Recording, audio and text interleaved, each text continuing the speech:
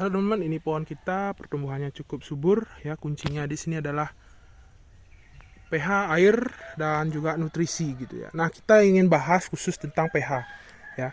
Jadi kalau teman-teman main organik gitu ya, pH ini pasti dia akan drop teman-teman ya. Kenapa? Karena organik ini ya, dia memiliki bakteri yang sangat banyak. Ketika bakteri ini banyak ya, kemudian dia melakukan proses nitrifikasi, ada pelepasan ion hidrogen di sana teman-teman. Nah, ion hidrogen inilah yang nanti menyebabkan pH itu drop ya. Makanya ketika sehabis hujan, nah biasanya setelah hujan ini ada ledakan populasi bakteri. Nah, setelah hujan pH itu pasti drop ya. Ketika hujan mungkin nggak terlalu drop karena bakterinya ini dia hanyut dia dengan hujan ya. Begitu hujan selesai akan terjadi ledakan bakteri, pH ini dia akan drop teman-teman ya, karena pelepasan ion hidrogen dalam proses nitrifikasi. Nah, untuk menyeimbangi proses nitrifikasi ini makanya dilakukan pemberian kapur ya. Kapur yang diberikan di sini adalah CaCO3 ya.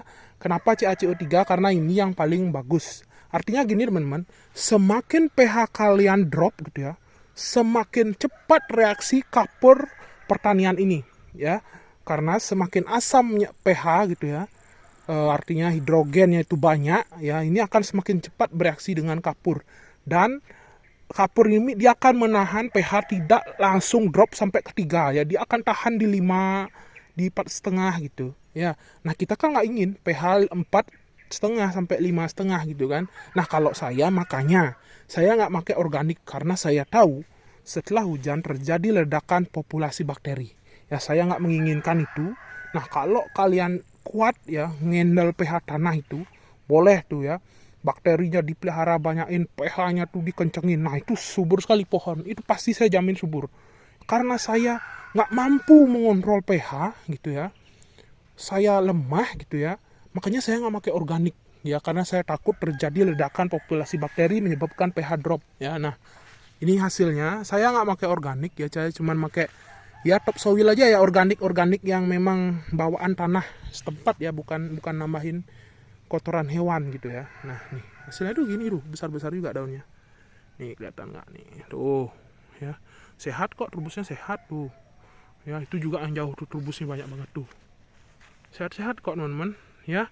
Makanya saya nggak berani main organik ya, saya mengandalkan organik yang sudah ada.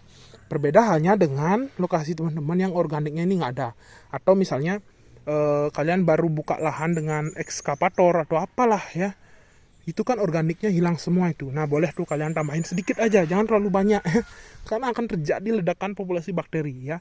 Nah, sebenarnya ilmu ini nih ilmu pengolahan limbah kotoran manusia atau IPAL ya. Nah, kalau kalian mau main organik ya, kalian pelajari deh itu ya, metode IPAL itu seperti apa. Atau kalian pelajari ya cara budidaya ikan lele dengan sistem bioflok ya.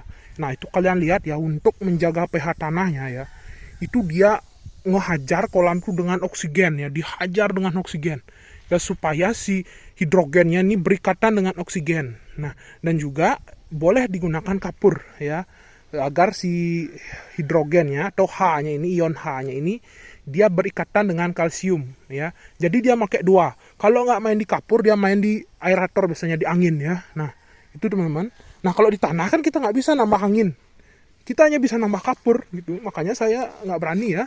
Kalau teman-teman berani ya silakan ya. Oke, ini teman-teman. Karena kalau pH drop, serangan jamur nih, enak banget jamur tuh, gurih bagi jamur ya. Udahlah teman-teman ya.